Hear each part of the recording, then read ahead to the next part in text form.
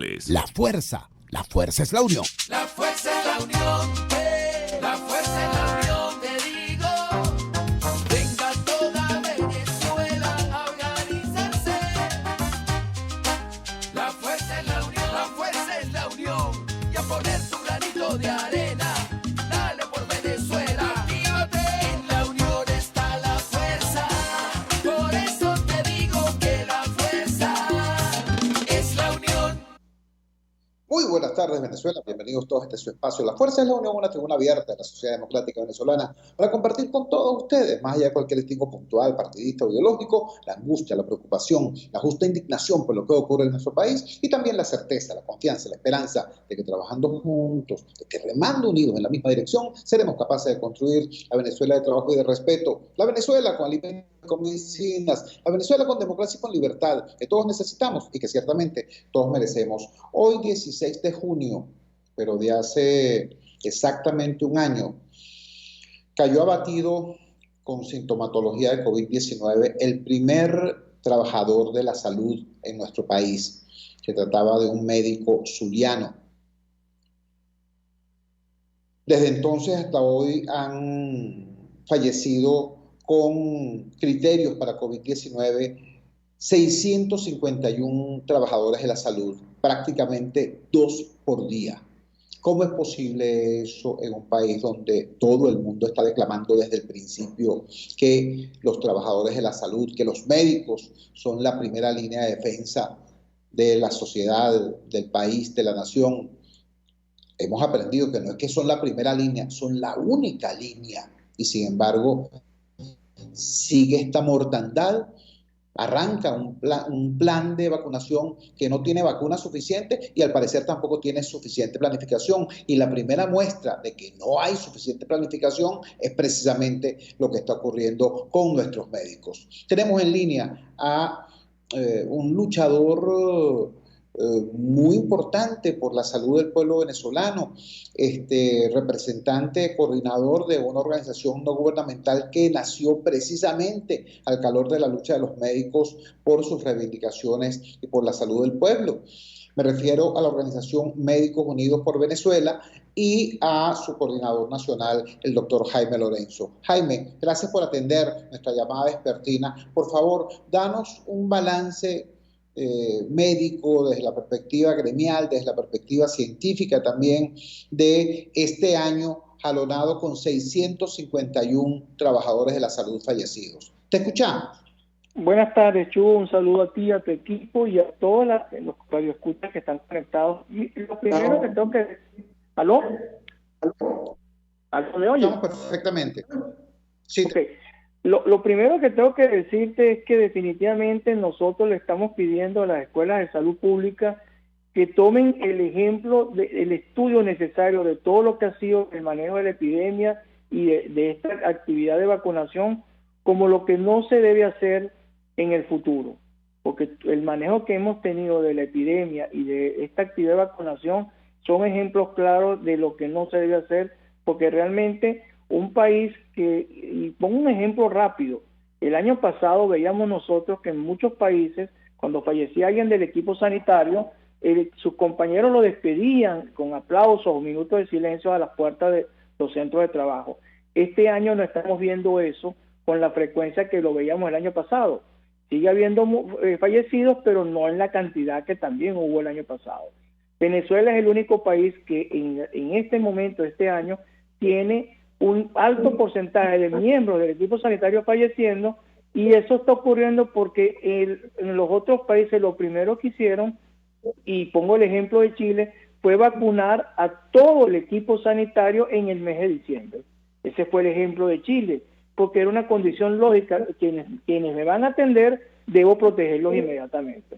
Eso nos llevó a estos números que publicamos el día de hoy al cumplir ese año, de 651 compañeros del equipo sanitario fallecidos, de los cuales 446 son médicos, 127 enfermeras, 16 odontólogos, 9 bioanalistas, 5 farmacéuticas y 48 miembros de otras profesiones y de nuestros compañeros y hermanos, los obreros que están con nosotros en todo el sistema de salud. Estamos conversando con el doctor Jaime Lorenzo, coordinador nacional de Médicos Unidos por Venezuela. Jaime, tengo entendido que en esta cosa llamada plan de vacunación por parte del gobierno es extremadamente desigual, que en algunas regiones en efecto sí se ha podido atender aparte del personal sanitario, pero que en otras la dejadez es extrema. ¿Nos podrías hablar acerca de eso? ¿Cuál es el mapa de la atención a nuestro personal médico? Tema que hay que destacar hoy cuando se cumple un año del primer médico fallecido por COVID-19. En efecto, Chugo, nosotros, me permito recordarle a la audiencia que el 24 de mayo el ciudadano ministro informó que se había vacunado el 90% del personal sanitario. Por buena o mala suerte, nosotros teníamos preparado una encuesta que comenzó el día siguiente y duró hasta el día 29. En esa encuesta descubrimos lo siguiente, que en el sector público había un 36% de los médicos que no habían sido vacunados, y en el sector privado un 74%, y de los médicos que se habían jubilado, que no estaban haciendo ninguna actividad, un 73% que no habían sido vacunados.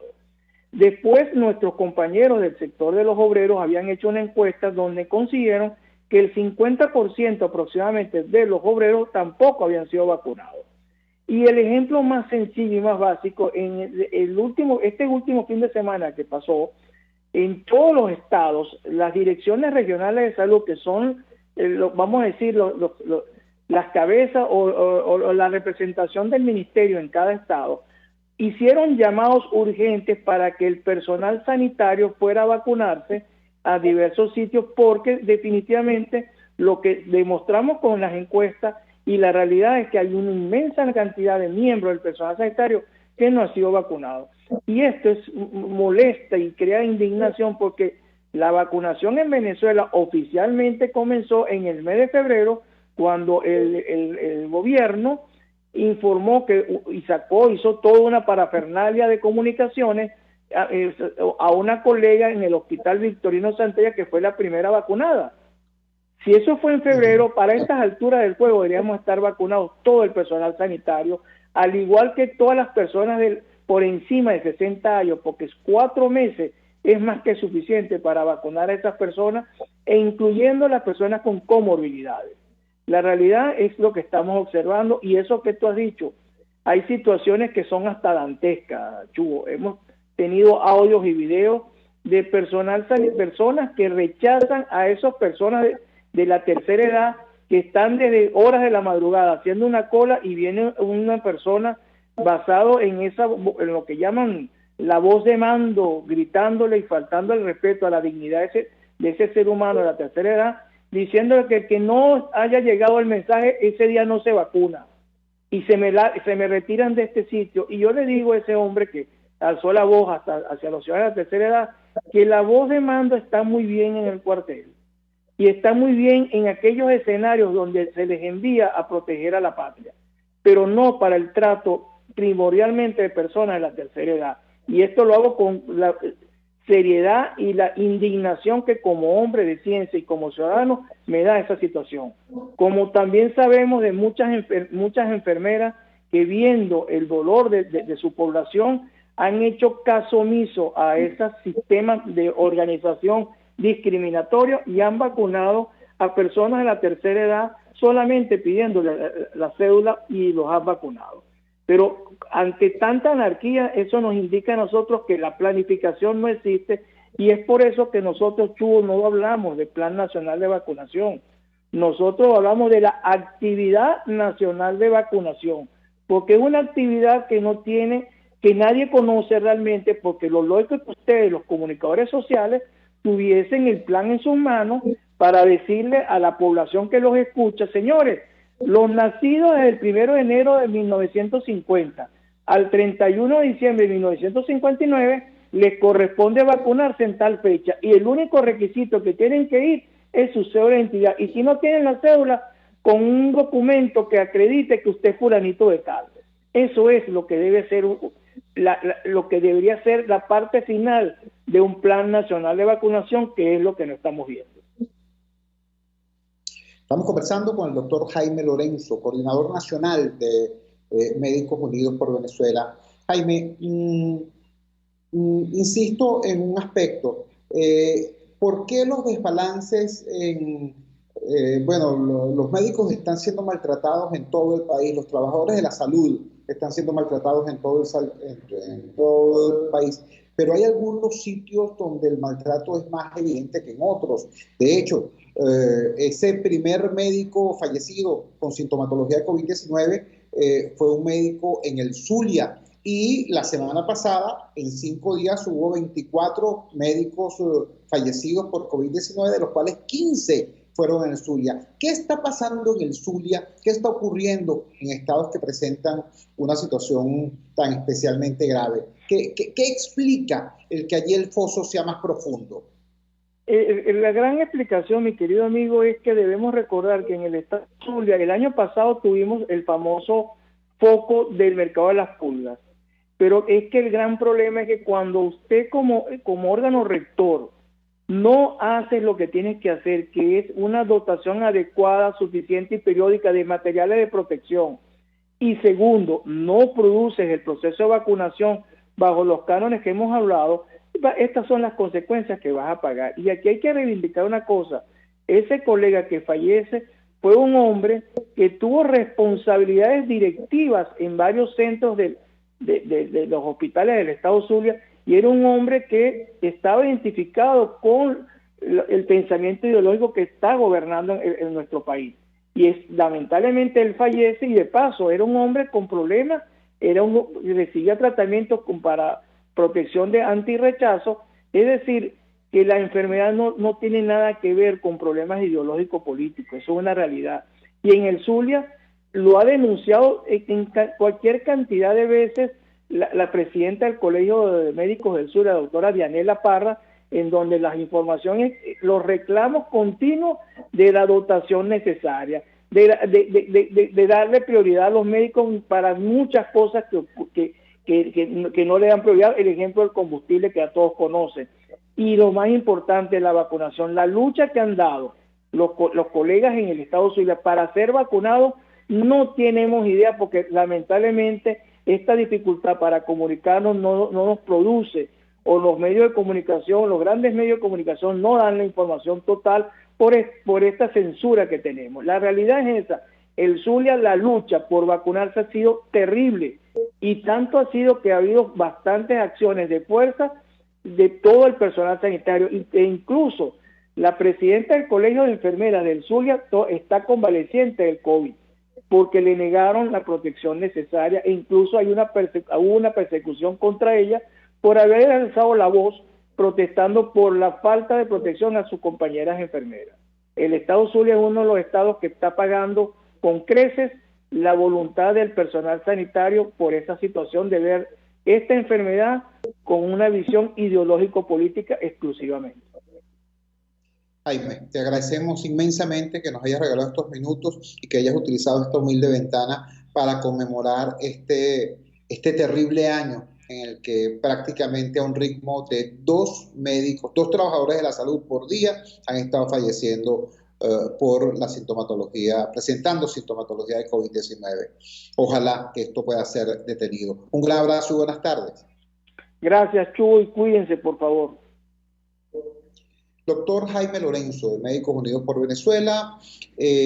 Los colegas del diario El Nacional lo frasearon de la siguiente manera: aumentó a 651 la cifra de trabajadores de la salud fallecidos por COVID-19. El Zulia sigue siendo el estado donde el sector ha sido más golpeado, con un total de 130 muertos por el virus. Dice la información lo siguiente: 13 trabajadores de la salud fallecieron con criterios de COVID-19 en los últimos 3 días, elevando la cifra total de muertes desde el inicio de la pandemia a 651. Así lo informó este miércoles 16 de junio la ONG Médicos Unidos por Venezuela. A un año desde que se reportó el primer fallecimiento por el virus, la organización alertó que continúan las muertes del personal de salud.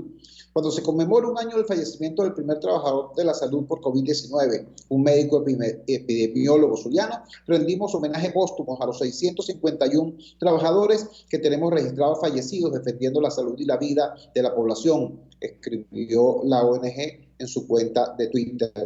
En la lista de fallecidos recientemente se encuentran los médicos cirujanos Gilberto Marchán, de Portuguesa, Enrique Torres, de Mérida, Niveria Alejos, de Miranda, Irickson Acosta, de Sucre, Carlene Acosta, de Aragua, Carlos Moreno, de Carabobo, Omar Elvitar, de Barinas y Johnny Escandela, de Zulia.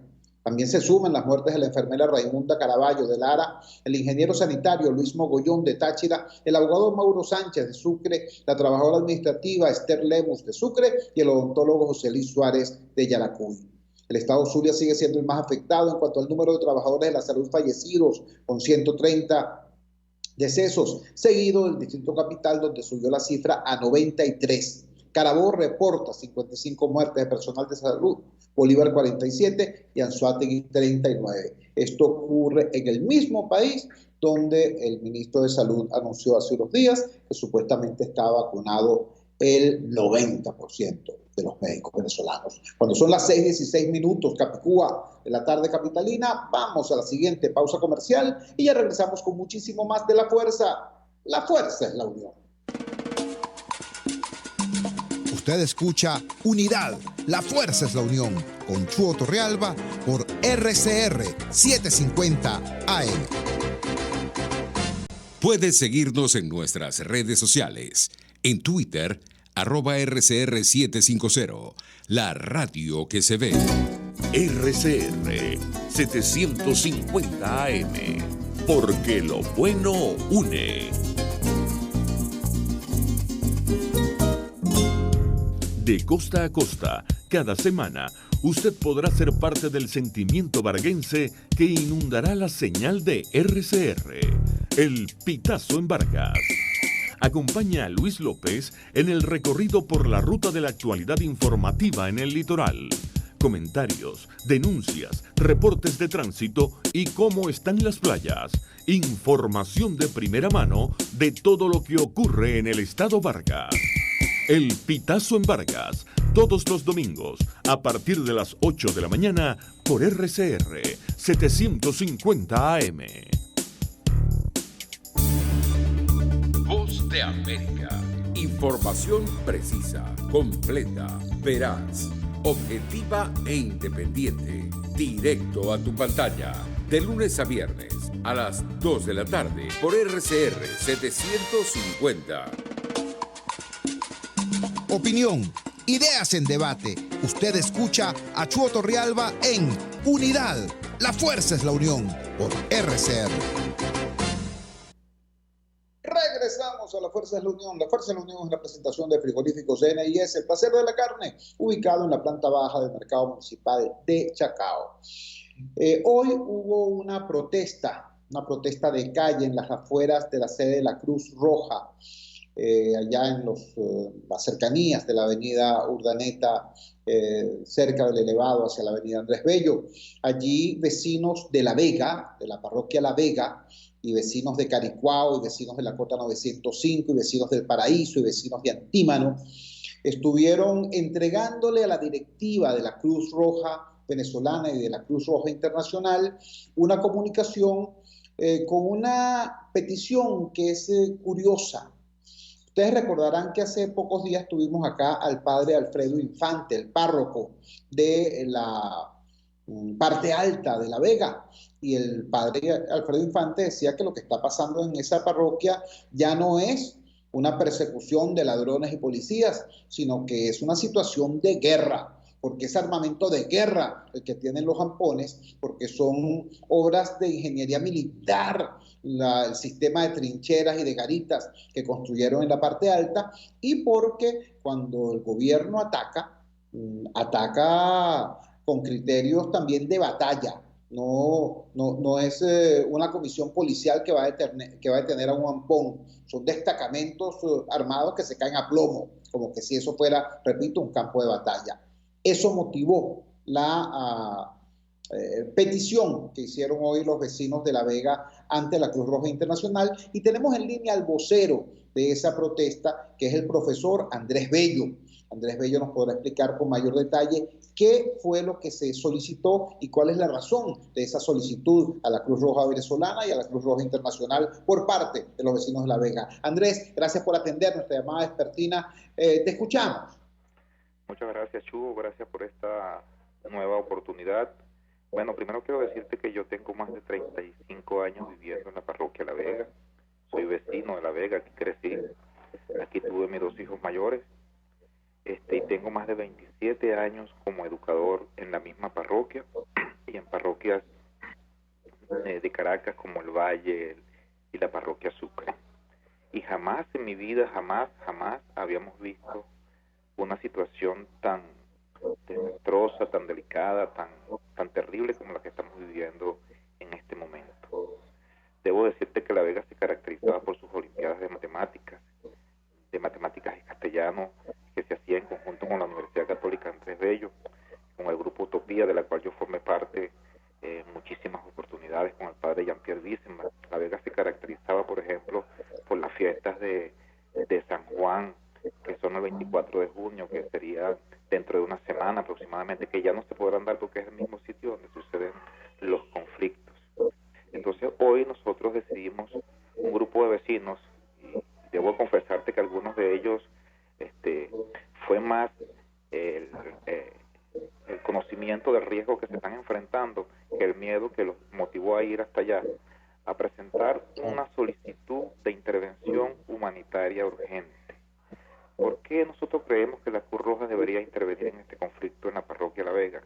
Bueno, porque ya esto no es un grupo que roba carteras o que se mete en una camioneta y le quita los teléfonos a alguien, que también es malo y es delicado, pero ya este es un grupo que cuenta con un armamento sofisticado, de altísima potencia. Es un grupo que tiene personas que los cuidan, que hacen vigilancia, es decir, es todo un sistema de defensa y un aparataje que ya escapa incluso de un llamado de atención de la familia a los jóvenes, porque nos contaba una vecina que alguien que se meta en ese camino ya le entrega su vida, su espacio, su tiempo al servicio de este grupo paramilitar, este grupo irregular. Entonces, como es un conflicto armado en el cual están cayendo los civiles, y bueno, pareciera que cada uno de los que vivimos en La Vega, de repente es como una lotería, tenemos un numerito y bueno, alguien se gana el número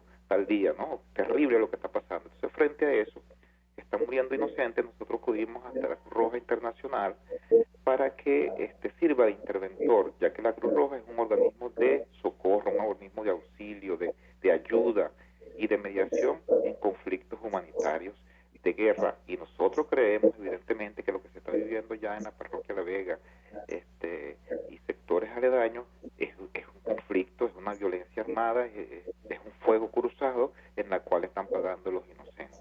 Entonces, el llamado fue a que fuera un facilitador de la paz, facilitador de la reducción de la violencia y también facilitador de que no se sigan perdiendo vidas humanas inocentes en la parroquia La Vega. Estamos conversando con el profesor Andrés Bello. Yo tengo el placer y el honor de conocer a Andrés Bello hace más de 14 años, cuando arrancaba prácticamente el proyecto del Radar de los Barrios. Ya él tenía trabajo sólido, trabajo comunitario sólido en la parroquia La Vega. Andrés, tengo que hacerte la pregunta porque tú conoces muy bien la zona. La parroquia La Vega, mucha gente quizás no lo sepa en Caracas o en el país, pero es una parroquia que, como tú bien nos decías al principio, tenía un sólido activismo ciudadano. La red de escuelas de La Vega era una red de primer nivel. Allí están algunas de las mejores escuelas públicas del país.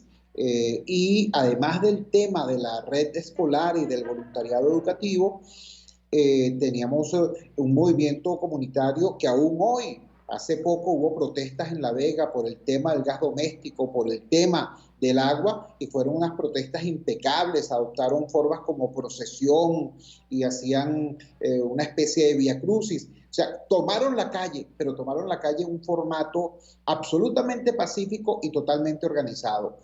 Ahora, esa realidad social y educativa y cultural que es La Vega retrocede cuando lo que se impone es el plomo.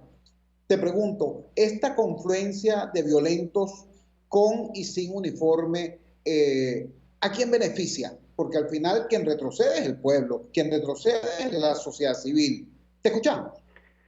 Bueno, Chugo, en realidad no beneficia a nadie, a menos que alguien se beneficie con la muerte de un ser humano, con la muerte de un inocente, con el pánico y el terror de la gente que a veces tiene que mudar su cama para un rinconcito, ya la cocina no es la cocina, sino que la mudan para otra parte, porque lo que se está viviendo es en zozobra. Entonces, a menos que alguien goce o necesite medios de comunicación o necesite publicidad, nadie se beneficia con este enfrentamiento tan fuerte que está pasando en La Vega. Y digo enfrentamiento porque, bueno, hemos visto cómo también los organismos del Estado entran en la parroquia, quizás con grandes operativos que no son nada eficaces, además son muy ruidosos, son muy visibles, quizás para que la gente los vea y digan que están trabajando, pero en la práctica hemos podido ver que este fin de semana pasado hubo un despliegue inmenso en la parroquia de La Vega. Yo lo vi desde la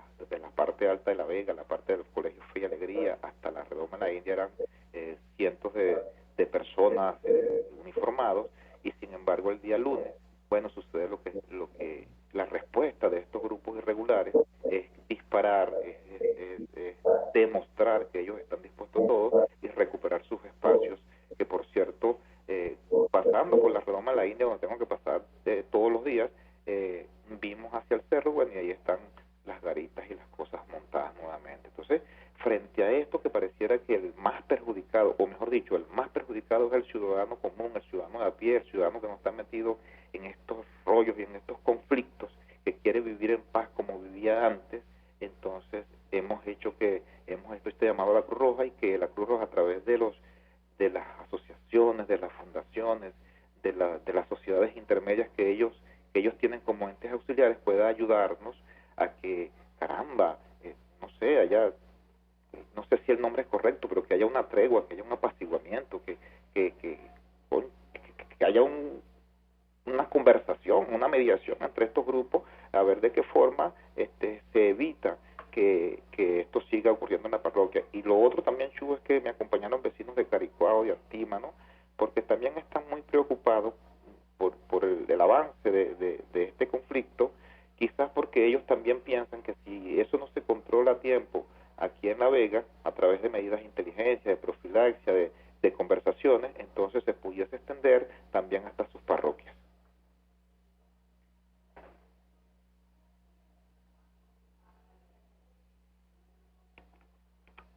¿Sí?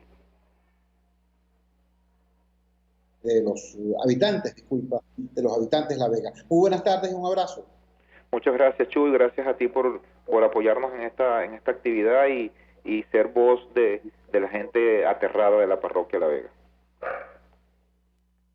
Era el profesor Andrés Bello, activista comunitario, educador de larga trayectoria en esta parroquia del suroeste capitalino.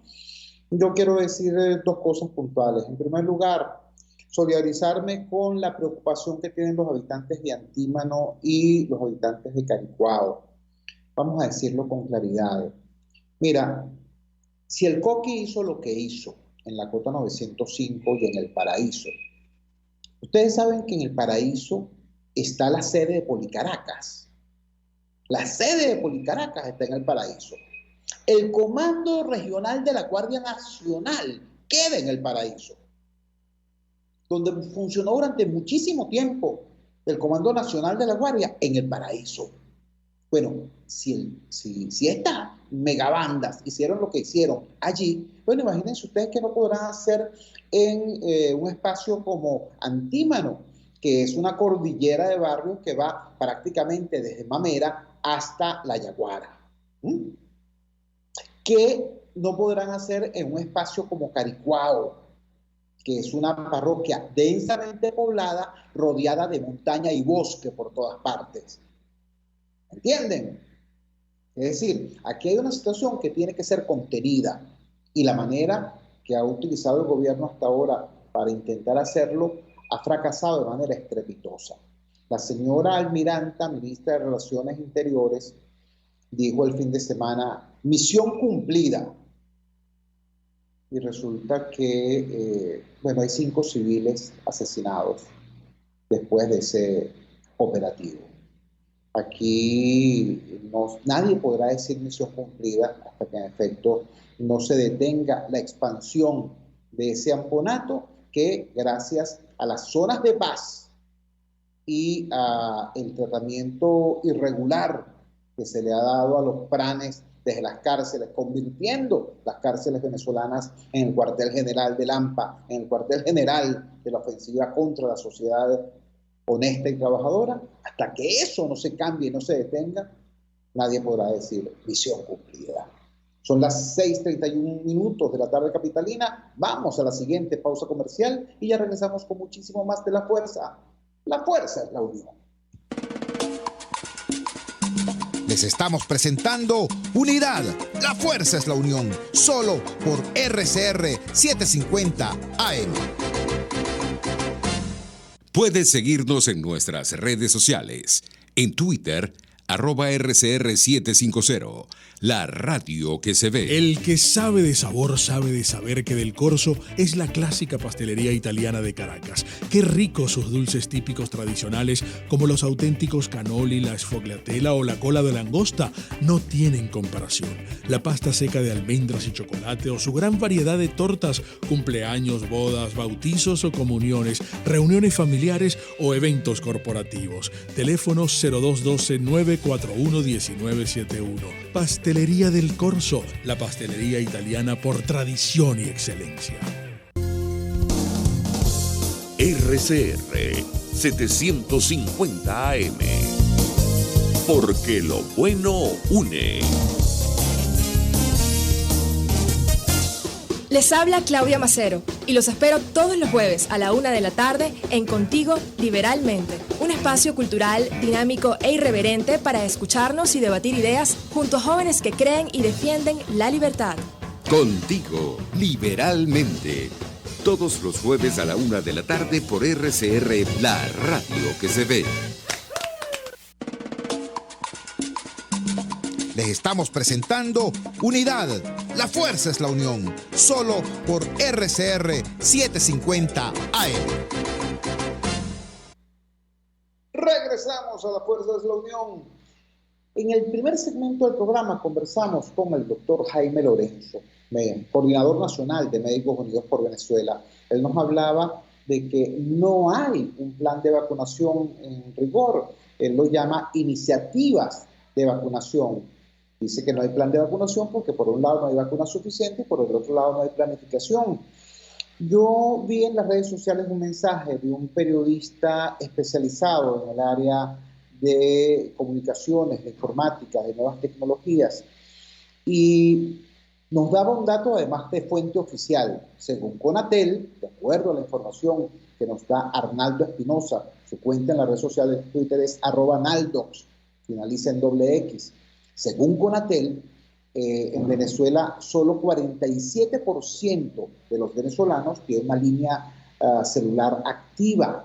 Y estas son cifras del año 2019. En el año 2020 ese porcentaje puede ser incluso menor. Entonces, ¿cómo se aspira a vacunar a 70% de la población para agosto, enviándoles mensajes por SMS, cuando solamente menos de la mitad de la población tiene una línea celular activa? Esa pregunta se la hacemos precisamente a quien formula esta inquietud, al periodista especializado Arnaldo Espinosa. Arnaldo, gracias por atender nuestra llamada vespertina. Por favor, ubícanos en este contexto de cifras y guarismos y cómo esto afecta la realidad de las políticas públicas. Te escuchamos. Chugo, buenas tardes. Yo lo que veo es lo siguiente. Tenemos unas cifras oficiales de penetración de telefonía móvil en Venezuela. Esas cifras son de diciembre del año 2019. La proyección que podemos hacer para diciembre del año 2020 es un crecimiento pequeño, 1.1, 1.3%, pero igual eso te deja lo que me decías, más de la mitad de la población sin un teléfono celular, sin una línea celular activa para recibir esos mensajes. ¿Qué sucede? Que el gobierno de Nicolás Maduro confía en una estrategia que ya está implementando, que es la estrategia de los bonos.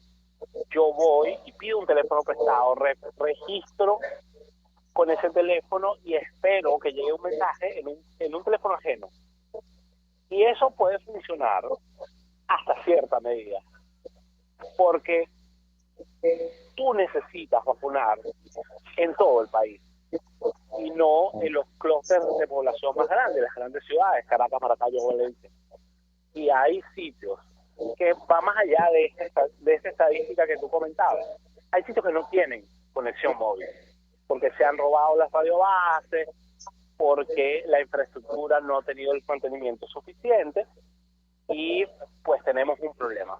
Y ese problema es que vas a dejar parte sensible de la población sin poder recibir un SMS, que es, digamos, la unidad más básica en telefonía móvil, incluso más básica que una llamada, porque no hay infraestructura para hacerlo. Entonces, tú confías en la base o en la operatividad de tus misiones, que ya funcionan, pero que igual no llegan a toda la población, y tú lo puedes ver, por ejemplo, en encuestas como Data Analysis.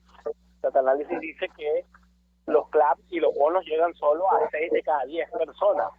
Entonces es exactamente lo mismo. La cosa es que aquí no es un tema de comida que de repente tú podrías resolver con trabajo. Es un tema de salud que no puedes resolver si no te vacunas. Estamos conversando con Arnaldo Espinosa, él es periodista especializado en el tema de nuevas tecnologías en la comunicación y nos está explicando que creo que es una apuesta optimista, pero bueno, también vale el optimismo. La cifra de 47% de venezolanos con una línea celular activa es del año 2019 y que pudiera haberse producido un ligero crecimiento de 1,2% para el año 2020. En todo caso, más de la mitad de la población no tendría una línea celular activa. Arnaldo, ya saliéndonos del tema de la vacunación, que es gravísimo, pero esto que nos estás diciendo nos habla un poco también de todo lo que es el diseño social, de todo lo que es la realidad económica. Entiendo que la tendencia en el mundo más bien es a que se expanda la cantidad de población conectada. ¿Esta situación de Venezuela es, como casi todo lo nuestro, atípica o ciertamente suele ocurrir que en los países la cantidad de gente conectada decrezca? No, eso es totalmente atípico, Chubo. Fíjate, para el año 2013, para el cierre del año 2013, había más de una línea celular por habitante en Venezuela. Nosotros teníamos 102.6% de penetración. Éramos el país más conectado a líneas celulares en toda América Latina. Y a partir del año 2017 vemos una caída gravísima que además se profundizó en el año 2019 con el colapso de Movilnet, la empresa estatal de telecomunicaciones, que básicamente se paró y dejó de funcionar. Tenía 8 millones de clientes y pasó a tener 1,5 millones de clientes. Lo más grave, además, Chubo, es que Movilnet es la empresa que tiene más cobertura en el país, la que tenía más radiobases, la que tenía más infraestructura. Te doy un ejemplo. En San José de Tiznado, en el estado Guárico, solo llegaba Movilnet, ya no llega. Pero incluso en áreas de San José de Tiznado, allá en Guárico, tenías que subirte una escalera 2-3 metros hacia arriba y pararte o en un techo o en una mata para agarrar señal. ¿Cómo puede ser la situación ahora? Además que depende de eso para, por ejemplo, programar la cita de una vacuna, como la situación en el Delta, la situación en el sur de Anzoátegui, la situación en el este de la península de Araya, que son sitios que están realmente desconectados porque nunca se hizo el mantenimiento a las plataformas. Entonces, tenemos no solo una situación atípica en el decrecimiento de las líneas celulares por habitante, que pasaron eso, de más de una por habitante a menos de la mitad de la población, sino que además tiene otra situación adicta, que es la contracción de los sitios donde tienes cobertura efectiva en el territorio nacional por un tema de mantenimiento de infraestructura. No se hicieron los mantenimientos respectivos y ahora estamos pagando las consecuencias, porque si la programación del gobierno es a través de Internet, que además es otro tema, o a través de un SMS, evidentemente hay población desasistida que no tiene acceso a ninguno de los dos. Comprendo. Arnaldo, finalmente, yo te he leído y veo y sé que no hay conexión exactamente entre una cosa y la otra, pero posiblemente alguien en la audiencia conserve algún tipo de esperanza del regreso de DirecTV ante la medida del Tribunal Supremo de Justicia de levantar las cautelares que tenía la empresa, que habían sido impuestas sobre la empresa. Explícanos un poco cuál es la situación en relación a eso. Con muchísimo gusto, Chubo. Es bueno aclararle a la audiencia que la sentencia del Tribunal Supremo de Justicia fechada el 11 de junio de 2021 no tiene nada que ver con DirecTV Venezuela, la empresa. Tiene que ver con los directivos de DirecTV de Venezuela que fueron sentenciados y que tenían medidas cautelares, que tenían prohibición de salir del país y que tenían prohibición de enajenar y grabar. A finales del año pasado, Chubo, sí se hizo una sentencia también el TSJ que permitió a Simple Holding LLC, que es la empresa que representa a Simple TV, tomar posesión tanto de la torre DirecTV en el Rosal como de el SAT, que es el conjunto de antenas y de receptores de señal de satélite que están en la colina, justo arriba de Venevisión, como parte de las negociaciones que tuvieron con AT&T. Para que quede claro, DirecTV o AT&T no tiene nada de bienes en Venezuela. Esos bienes fueron traspasados a Simple Holding LLC. DirecTV, la empresa, no tiene planes de regresar a Venezuela porque no tiene manera de seguir cumpliendo con las mismas sanciones que no se han levantado, que la impidieron seguir teniendo operaciones en mayo del año pasado. Entonces, para que quede bien claro, no, DirecTV no regresa, no hay un prospecto de regreso y no hay condiciones para regresar. Arnaldo, te agradecemos altamente la gentileza de haber atendido nuestra llamada y de habernos dado esta información de calidad a toda la audiencia de Radio Caracas Radio. Un gran abrazo y buenas tardes. Gracias a ti, Chuy, que tengas muy buenas tardes. Arnaldo Espinosa, @Naldox en la red social Twitter, periodista especializado en el tema de nuevas tecnologías de la comunicación, dándonos entonces, en primer lugar, la confirmación. En efecto, en Venezuela, menos de la mitad de la población tiene una línea celular activa, lo cual afecta directamente toda esta supuesta planificación oficial en relación al tema de la vacunación. Si las personas van a ser convocadas a través de un mensaje de SMS vía celular, bueno, ¿cómo carrizo se lo vas a hacer llegar si menos de la mitad de la población es quien tiene línea celular activa? En segundo lugar, nos dice Arnaldo Espinosa, esto tiene implicaciones que van más allá del tema de la vacunación. Esto es un indicador, pues, del estado de la pésima salud de la economía del país. Nos dice, en el año 2013 apenas Venezuela era el país más conectado de la región. Pasamos a ser este país semi-incomunicado. Y nos dice también que quizás una de las causas fundamentales de esa caída es el desplome de precisamente la operadora telefónica del Estado, Movilnet. Era la que tenía mayor cobertura, la que prestaba servicio a una mayor cantidad de suscriptores y prácticamente implotó. Prácticamente, cayó en un hueco profundo llamado Revolución Bolivariana y de ahí no ha salido. Finalmente nos explica Arnaldo Espinosa que no tiene nada que ver la resolución del TCJ sobre los ejecutivos de DirecTV, levantando las medidas cautelares que contra ellos pesaban, con la situación de DirecTV como empresa. Dice, DirecTV no tiene posibilidad de retorno ni planes de retorno a Venezuela hasta tanto no hay un cambio sustancial en la situación política y económica del país. Cuando son las 6:45 de la tarde capitalina, vamos a la siguiente pausa comercial y ya regresamos con muchísimo más de La Fuerza. La fuerza es la unión.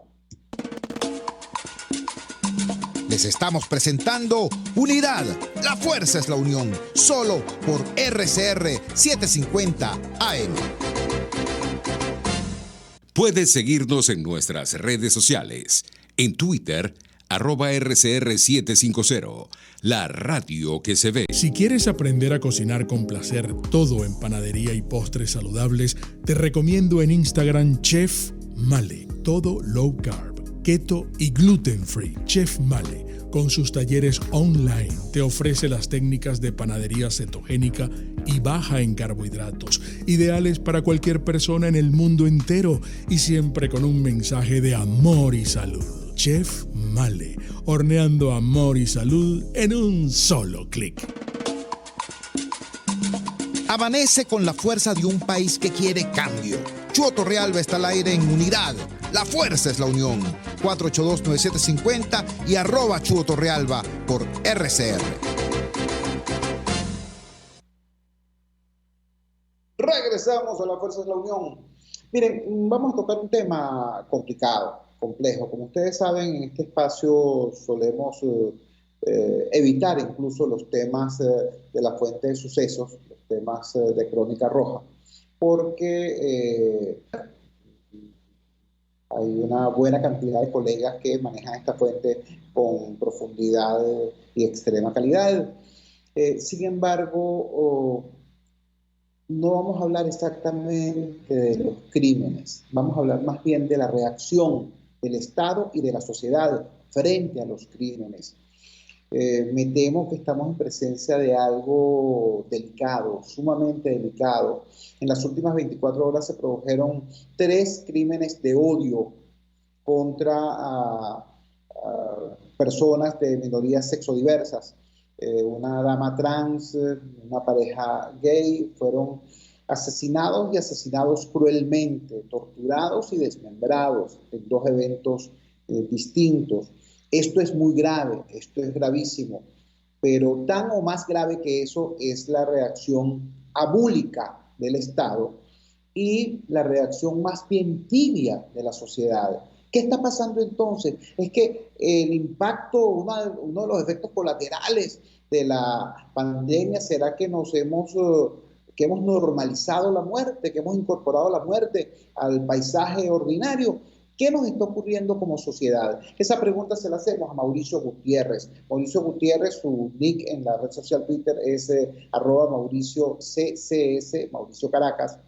Es un defensor desde hace muchísimo tiempo, con una larga trayectoria de los derechos humanos de los sectores sexodiversos y es diputado a la Asamblea Nacional. En esa doble condición, con esa doble vocería, quisimos preguntarle, Mauricio, ¿qué evaluación haces tú de esto que está ocurriendo y de la reacción del Estado y de la sociedad frente a esto? Te escuchamos.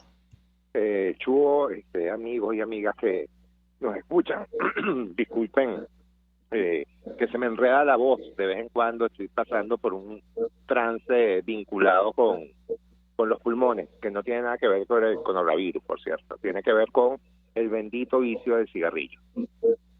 Ajá. Bueno, yo creo que nos hemos dedicado como sociedad a deshumanizar al diferente. Por supuesto que las personas que pertenecemos a ese colectivo tan grande y creo que muy importante para la sociedad, como es el colectivo de personas gays, lesbianas, bisexuales, transexuales e intersexuales, pues nos han estado descalificando como seres humanos inclusive. Y justamente por eso es que es mucho más fácil agredir con odio, con saña, inclusive con tortura a las personas que pertenecemos a este colectivo. Vemos con muchísima frecuencia cómo no solamente ocurren asesinatos, sino agresiones inclusive por parte de las fuerzas de orden público del Estado venezolano en contra de las personas LGBTI. Eso lo vemos cotidianamente, o lo veía cotidianamente alrededor de los bares gay, que son lugares de encuentro de las personas LGBT, al final de el Boulevard de Sabana Grande hacia Plaza de Venezuela, como la Guardia Nacional, los cuerpos de seguridad de CPC, la policía de Miranda, inclusive la policía de Chacao, y la Policía Nacional Bolivariana, agredía a las chicas trans que hacían trabajo sexual en la Avenida Libertadora. Y lo peor del caso es con absoluta impunidad. Y aún peor es que la denuncia, las denuncias eran muy pocas, y no solamente pocas, sino que no las tomaban. Quienes estaban llamados a tomar las denuncias, lo que hacían era agarrarlas de guachafita. Entonces creo que es una falta de irrespeto a la condición humana de todos los seres humanos. Creo que debemos comenzar urgentemente a tipificar los crímenes de odio. Ya estoy cansado de escuchar que en Venezuela tenemos otras prioridades. ¿Qué otra prioridad que la defensa de la integridad física y la vida de personas? Yo no creo que haya otra prioridad sino esa. ¿Okay? Y por supuesto, bueno, hay que abarcar todas las demás, ¿no? Desde mi posición de defensor, de promotor de derechos humanos, pues esto tiene que ser ya, de una vez. Sin embargo, como diputado, también entiendo que para lograr algo desde la Asamblea Nacional tiene que haber, lo tenemos que hacer de manera colegiada. Yo hago un llamado a mis colegas, tanto de la fracción de la oposición a la cual pertenezco, como a la fracción de el oficialismo, a que tomemos en serio este tema. La tipificación de los crímenes de odio es importantísimo. Una ley penal en contra de la violencia por orientación sexual, identidad y expresión de género, que por cierto fue presentada en la Asamblea o en una de las comisiones, la Comisión de Política Interior de la Asamblea Nacional, que comenzó en el 2016 y no fue tomada en cuenta. Pero también tenemos que empezar a reconocer todos los derechos de las personas LGBT, el matrimonio, las uniones estables de hecho, las familias homoparentales. Yo no sé, porque no dan detalles, yo no sé si esta pareja que asesinaron tenían hijos o tenían alguna persona dependiente de ellos. Ellos fueron familia. Estamos desprotegiendo también a las familias, a los hijos de muchísimas personas. Entonces, tenemos que obligatoriamente igualar los derechos de todos y de todas. Por otro lado, en la reseña tú comentabas al comienzo de la introducción del terrible tema que estamos tocando, que tienes colegas que sí, efectivamente, hacen un muy buen trabajo en esto de la Crónica Roja, pero nadie escribió el nombre social, el nombre social de la persona trans que fue asesinada. ¿Cómo es posible que una persona que vivió como mujer, que sufrió como mujer, que no tenga que morir y ser enterrada como hombre, como lo que nunca fue? Eso vulnera la dignidad, inclusive de una persona que falleció.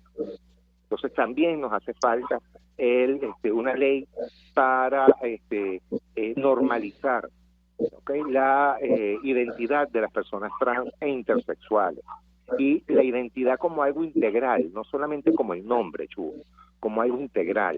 Una persona no solamente su identidad es el nombre, su identidad trasciende a todo ello.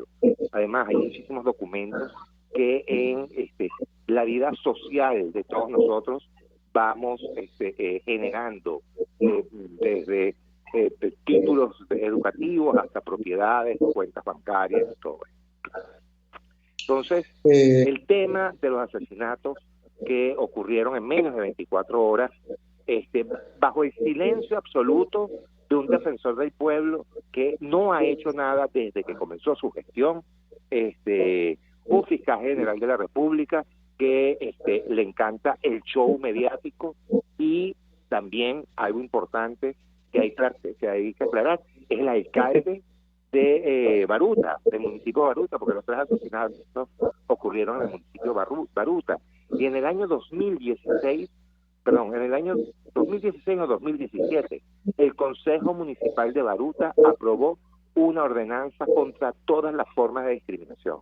Ordenanzas que, al igual que Chacao, no han honrado ese silencio de esas autoridades. Como vemos, autoridades de diferentes niveles de gobierno, es lo peor que puede ocurrir. Lo peor que puede ocurrir. Y es lo que está ocurriendo durante muchísimos años. Por ejemplo, durante el año 2016 y 2017 se hizo un levantamiento básicamente a través de un mecanismo que se llama autopsias verbales, que era, bueno, cuando se conseguía alguna reseña de algún asesinato con esas características de odio, de saña, de tortura, se empezaba a intentar cercar o acercarse a esa persona a través de contactos telefónicos para conocer la orientación sexual de la persona.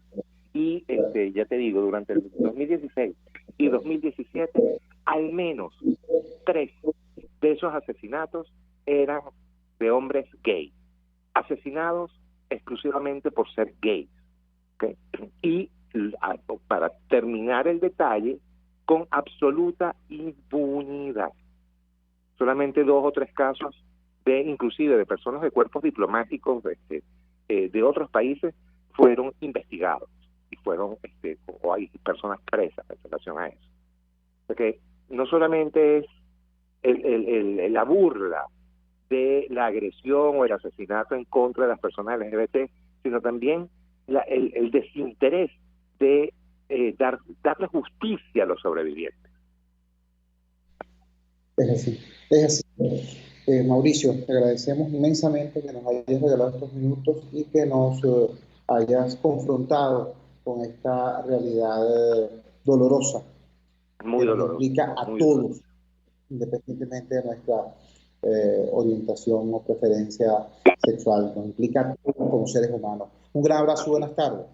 Hasta luego, Chugo. Gracias por abordar este importantísimo tema. Mauricio Gutiérrez, diputado de la Asamblea Nacional, defensor de derechos humanos, activista del movimiento por los derechos de los sexodiversos, defensor de los gays, lesbianas, transexuales. Fíjense ustedes, 3 cosas rapiditas. La primera, nos dice, se deshumaniza a la persona para facilitar la agresión. Eso lo hemos visto todos. Eso es hasta doctrina, ¿no? Hay cuerpos militares que lo primero que hacen es enseñarle a los reclutas a decirle a las personas, no personas, sino elemento, porque es más fácil disparar de un elemento que asesinar a una persona.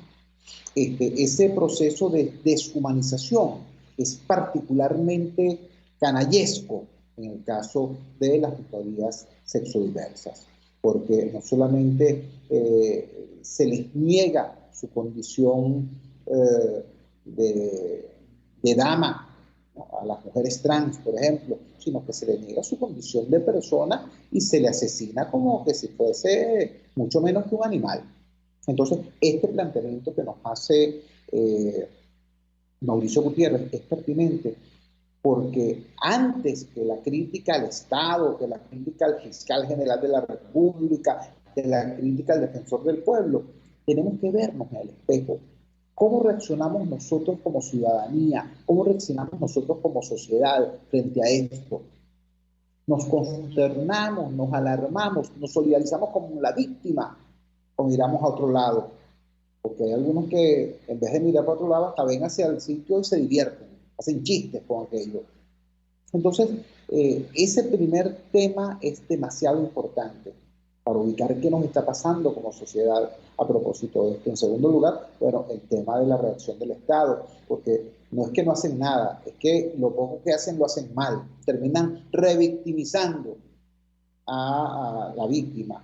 Esto ocurre con mucha frecuencia en el caso de las mujeres, nos lo han dicho aquí Las activistas feministas nos han dicho acá como buena parte de los casos de feminicidio, ¿no? Son mujeres que han denunciado una y otra vez a su agresor y esas denuncias no las reciben o las reciben con burlas, y cuando vienes a ver prácticamente ya no recibes más denuncias porque lo que recibiste fue el cadáver, ¿no? Entonces, eso que ocurre con mucha frecuencia en el caso de las mujeres, en el caso sexo diverso, ocurre con una hazaña brutal también. La revictimización a manos del Estado y en este caso incluso a manos de los medios de comunicación. Yo quiero felicitar públicamente a mis colegas del Pitazo. Los colegas del Pitazo hicieron una crónica más o menos desconsiderada sobre el caso de la dama trans asesinada en Baruta. Hubo un reclamo de diversas personas en las redes sociales y el director del Pitazo, de manera muy profesional y de manera muy humana, no solamente aceptó el reclamo, sino que actuó en consecuencia y cambiaron la nota y transformaron su cobertura de todo el hecho. Cosas como esas, reacciones como esa de los colegas del Pitazo, dan esperanza ciertamente, porque todos cometemos errores, pero no todos tenemos, como la gente del Pitazo, la entereza, la valentía para asumirlo, reconocerlo y actuar en consecuencia. Cuando son las 7:02 de la noche capitalina, nos despedimos. Trabajamos para ustedes. La dirección general de la emisora, Jaime Nestares, al frente de los controles estuvo Víctor Mejías. Habló para ustedes que su amigo, comunicador popular, activista social, ciudadano en lucha por la democracia y por la libertad, Jesús Chúo Torrealba. Ahora más que nunca, fuerza, Venezuela, porque la fuerza es la unión. La Fuerza de la Unión fue una presentación de Frigoríficos NIS, el placer de la carne, ubicado en la planta baja del mercado municipal de Chacao. Hasta mañana, si Dios quiere.